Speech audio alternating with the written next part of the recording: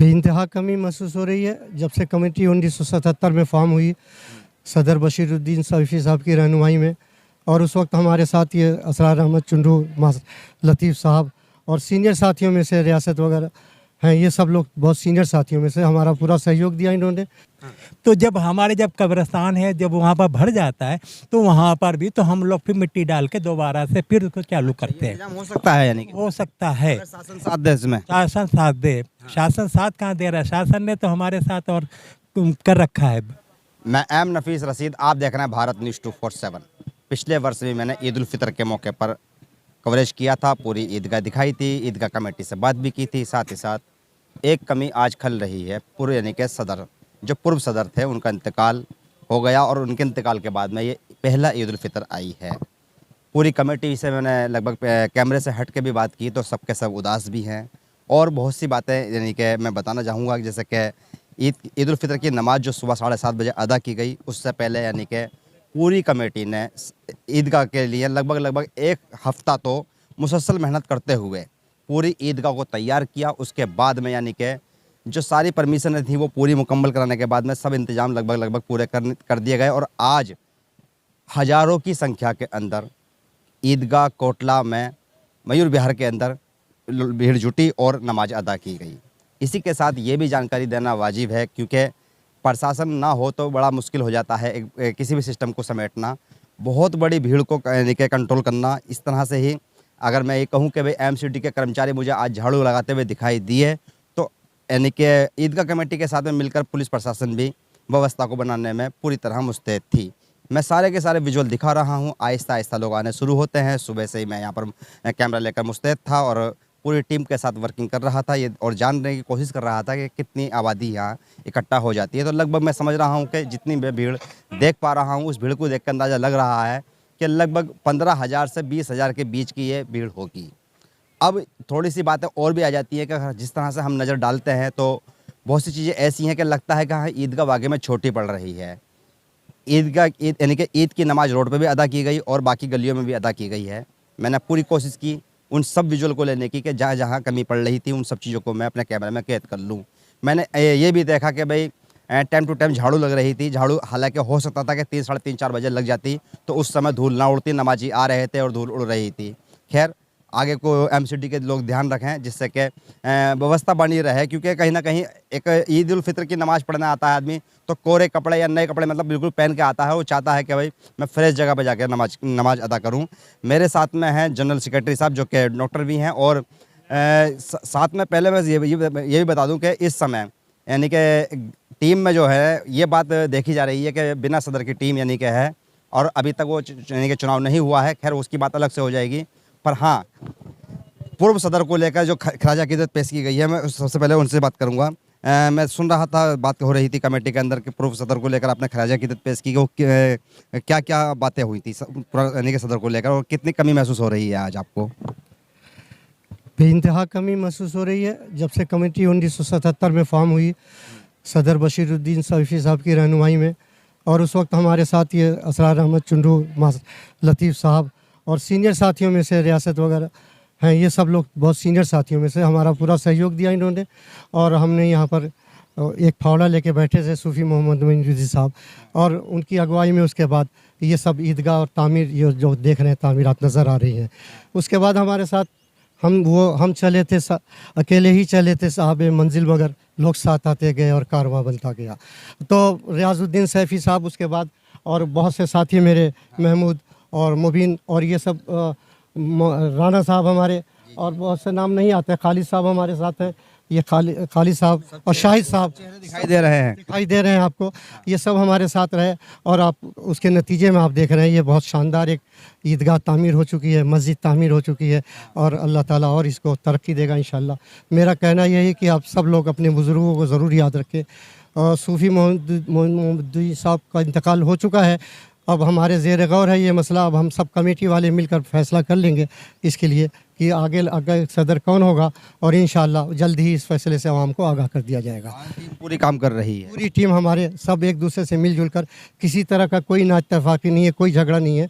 हम सब पूरी टीम हमारे साथ पूरी तरह मुत्तहिद है और सब मिलजुल के काम कर रहे हैं इंशाल्लाह। सर जानना चाह रहा था, क्या नाम हुआ आपका? मेरा नाम इसरार खान और चुन्नू है। इसरार साहब जानना ही चाह रहा था कि इस ईदगाह के अंदर कितने आसपास से कितने क्षेत्र से लोग ईद की नमाज अदा करने आते होंगे? ये खिचड़ीपुर, कल्याणपुरी, मंडावली, मुल्ला कॉलोनी, मथोक नगर, सब वहाँ से आते हैं। कम से कम 30-35 हज़ार के करीब आदमी आते हैं और सब सुकून से जो है 20,000 के लगभग होंगे। 20 हज़ार तो हमारी ये ईदगाह में, ईदगाह से अलग जो सड़कों पर नमाज हो रही थी, क्योंकि ईदगाह छोटी पड़ गई हमें। पहले भी छोटी पड़ी हुई थी, सरकार से हमने मांग करा। सोल्यूशन है कि ईदगाह छोटी पड़ गई है तो क्या बड़ी हो सकती है ये? नहीं, अब कहाँ से हो सकती बड़ी, रबड़ तो है नहीं जो खिंच के खिंच जाएगी। जगह नहीं है। जो सरकार ने जो जगह नहीं है, जो सरकार ने दी थी उस समय, वही जगह हमारे पास है। सवाल मैं इसलिए कर रहा हूँ इसरार साहब के अक्सर तंज कसे जाते हैं कि भाई रोड पर नमाज क्यों पढ़ रहे हैं, तो मैं इस बात को जानना चाह रहा था कि भाई जब जगह ही नहीं बढ़ सकती है तो नमाज और पब्लिक बढ़ेगी, आबादी बढ़ेगी।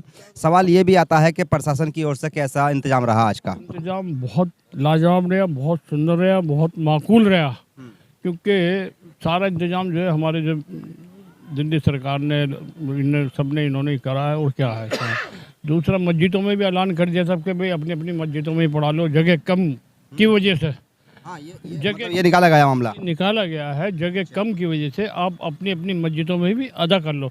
27 में हो गए, 20 में हो गए, 29 में हो गई, 30 में हो गई, समझे ना। इन जगह जो है हमने जो है 6 ब्लॉक में भी हमने 6:30 बजे जो है जमात अदा कराई है।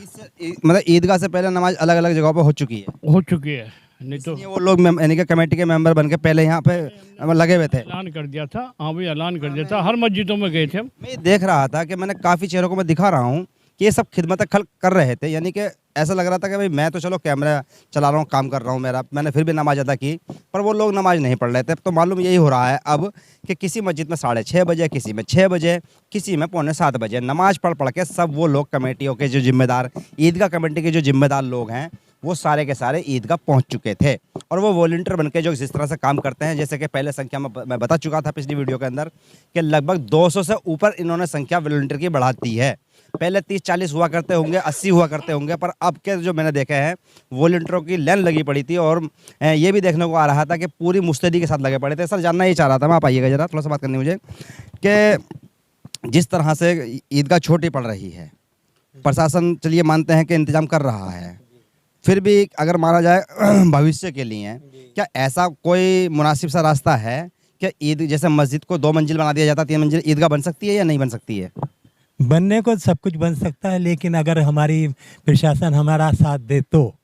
क्योंकि हम लोग यहाँ पर प्रोग्राम यही था, अभी कुछ दिन पहले जब हमारे ये सूफी साहब जो सदर थे, जब वो ज़िंदा थे उस टाइम पे चल रहा था कि आगे की साइड में हम इस तरह का सब कुछ इंतजाम करें, लेकिन कुछ हमारे साथ ऐसी कुछ वजूहात हैं जिसकी वजह से हम नहीं कर सकते। तो फिर भी हमने तो ये सुना ना कि ईद की नमाज खुले आसमान के नीचे होती है। खुले आसमान के नीचे सब होता है, और मस्जिद के अंदर भी खुले आसमान के अंदर होती है, हर चीज़ खुले आसमान में होती है। लेकिन जब जगह कम हो, तो जब कब्रिस्तान है, जब वहाँ पर भर जाता है, तो वहाँ पर भी तो हम लोग फिर मिट्टी डाल के दोबारा से फिर उसको चालू करते हैं। हो सकता है, यानी कि हो सकता है, शासन साथ दे इसमें। शासन साथ दे। शासन साथ कहाँ दे रहा है? शासन ने तो हमारे साथ और कर रखा है, क्या कर रखा है? मतलब हमारे साथ केस लगा रखे हैं।